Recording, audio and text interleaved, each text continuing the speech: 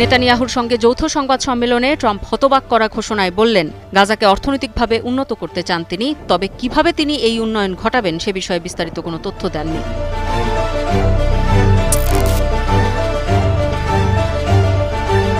Trump সাংবাদিকদের বলেন, যুক্তরাষ্ট্র গাজা উপত্যকার দখল নেবে এবং তারা সেটিকে নিয়ে কাজও করবে। তারা এটির মালিক হবেন এবং সেখান থেকে সব বিপজ্জনক অবিস্ফোরিত বোমা ও অন্যান্য অস্ত্রশস্ত্র ধ্বংস করার দায়িত্ব নেবেন।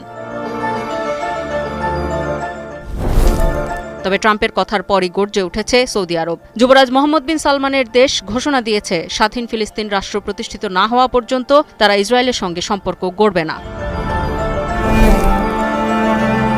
সৌদি পররাষ্ট্র মন্ত্রণালয়ের বিবৃতিতে বলা হয়েছে, যুবরাজ মোহাম্মদ বিন সালমান ফিলিস্তিন ও ইসরায়েল বিষয়ে সুস্পষ্টভাবে সৌদি আরবের অবস্থান জানিয়ে দিয়েছেন। এ নিয়ে কোনো পরিস্থিতিতেই ব্যাখ্যার কোনো দরকার নেই।